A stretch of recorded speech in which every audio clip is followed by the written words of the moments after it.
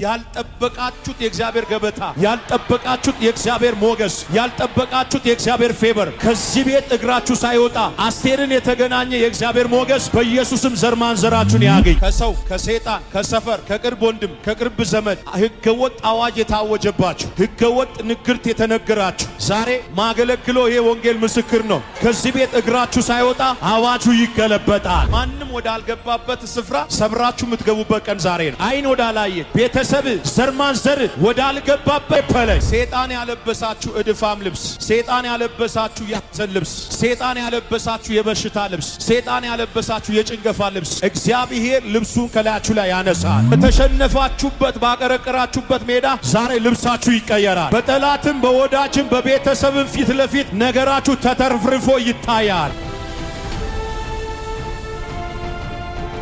ብዙ ሰዎች በተሸነፉበት ሜዳ፣ ባለቀሱበት ሜዳ ላይ፣ በቆዘሙበት ሜዳ ላይ፣ አንገት ባቀረቀሩበት ሜዳ ላይ፣ ትጥቃቸው በተፈታ ሜዳ ላይ፣ ተስፋ በቆረጡበት ሰፈር ላይ እግዚአብሔር እንደገና ሜዳው ሳይቀየር፣ ሰፈሩ ሳይቀየር፣ ቤቱ ሳይቀየር፣ ቀበሌው ሳይቀየር፣ ከተማው ሳይቀየር፣ ስፍራው ሳይቀየር፣ ሰዎች ሳይቀየሩ እግዚአብሔር ውጤቱን ይቀይረዋል። እግዚአብሔር አዋጁን ይገለብጠዋል። በቤታችሁ ላይ እግዚአብሔር ደስታን ያደርጋል። ሳቅ በቤታችሁ ላይ ይሆናል። በጠላቶቻችሁ ፊት ለፊት እግዚአብሔር በዘይት ይቀባችኋል። ዛሬ ማታ የሆነ ስልክ ይደወላል። መርዶ በሰማችሁት ጆሮ እግዚአብሔር አዋጁን ገልብጧል፣ እግዚአብሔር ስራሽን ሰርቷል ተብሎ የሚነገርሽ ታላቅ ነገር በቤታችሁ ላይ ይሆናል። አንድ ነገር ነግራችኋል። ባለቀሳችሁበት ስፍራ፣ በጎበጣችሁበት ስፍራ፣ በተዋረዳችሁበት ስፍራ፣ በከሰራችሁበት ስፍራ እግዚአብሔር ምስክሬ የካሳ መዝገብ ይከፈታል። ግቢ እየቆለፈ ማብራት እያጠፋ ያስለቀሰ መንገድ ላይ እየወጣ የውሸት አዋጅ እያወጀ